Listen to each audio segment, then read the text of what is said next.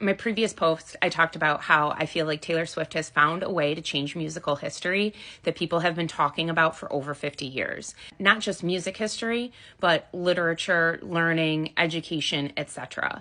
I believe she did this by creating a very base storyline that is also called a booth. Wayne Booth was a literary theorist, and he had a lot of opinions on why the written language is sort of suffering and why classics aren't being enjoyed as much as they used to. One of these ways is through written rhetoric. He concluded that there has to be a baseline story that anybody can follow, that somebody who just sees the very surface can follow, but that can be deep dived as well. And the way to get there is to have rhetoric, or to have these relationships and these discussions between characters. The booth of the story is when the narrator and the author's purpose meets. A lot of times this is done by the narrator providing a setting, rhetoric, dialogue, etc. It's the very, very basis of a book, what the main idea is. So for example, in Romeo and Juliet, two lovers falling in love at a young age. That's it. Then, once you have that booth of the story, you build off of it. You can dive into status. You can dive into the political implications, the queer undertones. Anything that you want to highlight can be highlighted, but that depends on the teacher or the reader.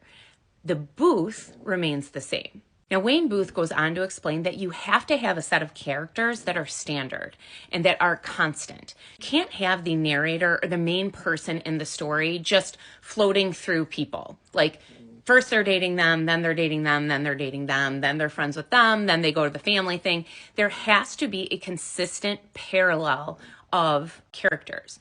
So, for example, we don't see a lot of Gatsby and Daisy in The Great Gatsby, even though it's like the epitome of a love story at the end of the day. That's the baseline.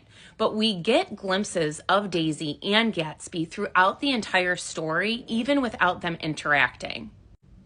This is where Taylor and the 1975 have done an excellent job of bridging what has never been done before. When you add another main character or characters that are implied but aren't necessarily like the highlight of the story, you follow the story and the legacy of the story lives on for a lot longer. What that means is it's no longer just a biography or autobiography of a person. It's not learning about Taylor Swift 100 years from now. It is hearing a story of parallel people and how they weave in and out of one another's lives while leading separate lives, while focusing on art separately, focusing on relationships separately, but somehow being intertwined. And that is the basis of amazing stories. So when you think of Patti Smith, Just Kids was one of the books that she's known for and one of her great works, but there are tons. But the basis of her other books always kind of go back to Just Kids and that inspiration and what she felt and the foundation of her becoming an artist, etc. You need that booth of a story or that foundation. Otherwise, all of the other amazing novels that she wrote just kind of are amazing novels on their own. There's nothing to tie it and anchor it to. There are so many different clues that will rely on how it's taught. But at the end of the day, the base is the same.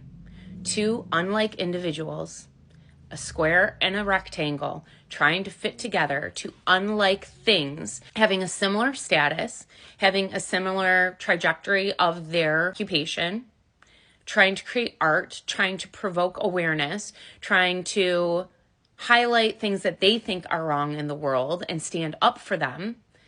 All of these things can be pulled in with that baseline, because I believe Taylor anchored herself into history, literature, art, music, all of it. And you cannot keep that lasting without a storyline.